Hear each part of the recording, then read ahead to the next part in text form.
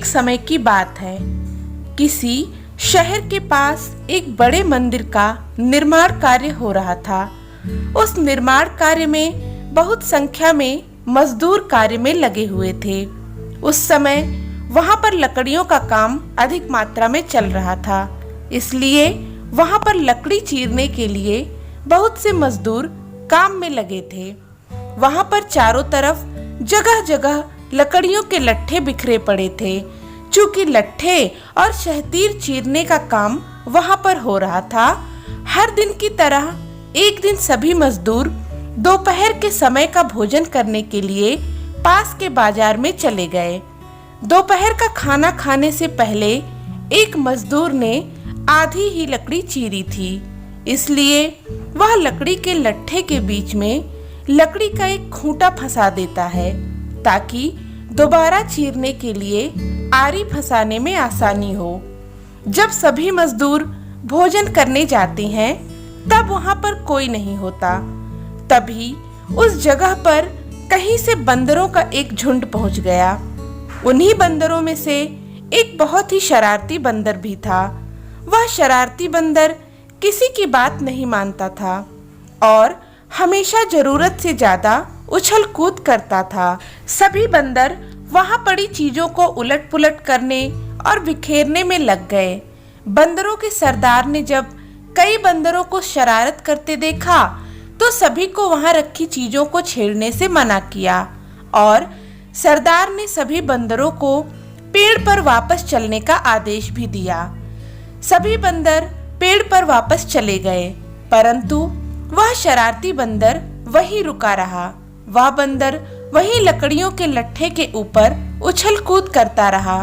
तभी उस बंदर की नजर उस खूंटा फंसाए हुए लकड़ी के लट्ठे पर पड़ी।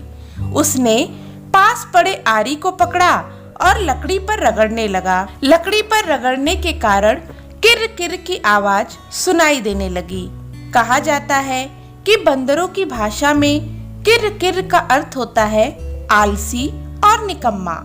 ऐसी आवाज सुनते ही उस शरारती बंदर को बहुत गुस्सा आया और वह लट्ठे के बीच में फंसाए हुए खूंटे को गौर से देखने लगा।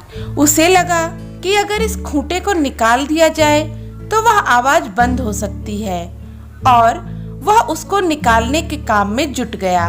अब वह उस खूंटे को बाहर निकालने के लिए उसे जोर जोर से खींचने लगा। बंदर उस खूंटे को निकालने की पूरी कोशिश करने लगा और धीरे धीरे खूंटा हिलने लगा। अब बंदर को विश्वास होने लगा था कि वह उस खूंटे को निकाल देगा। उसी खींचातानी में लट्ठे के चीरा के बीच में बंदर की पूंछ कब आ गई उसे पता ही नहीं चला। जैसे ही खूंटा निकला, बंदर की पूंछ लट्ठे के चीरा के बीच में फंस गई। बंदर दर्द से बिलबिला उठा। वह चीखने और चिल्लाने लगा। उसी समय सभी मजदूर भी खाना खाकर वापस आ गए। मजदूरों को आते देख बंदर ने फंसा पूंछ निकालकर भागने के लिए जोर लगाया। जोर लगाने के कारण शरारती बंदर की पूंछ कट गई और वह जंगल की ओर भाग गया। शरारती बंदर कटी पूंछ लेकर अपने झुंड के पास पहुंचा तो सभी बंदर उसकी कटी हुई पूंछ देखकर हंसने लगे और उसका खूब मजाक उड़ाने लगे। तो इस कहानी से हमें यह सीख मिलती है कि हमें जिस चीज के बारे में पता ना हो उसके बारे में पूर्वानुमान नहीं लगाना चाहिए। साथ ही ना तो दूसरों की चीजों के साथ छेड़छाड़ करनी चाहिए और ना ही उनके काम में दखल अंदाजी करनी चाहिए। ऐसा करने से हमें ही नुकसान होता है। इसी के साथ हमें अपने बड़ों का कहना सदैव मानना चाहिए।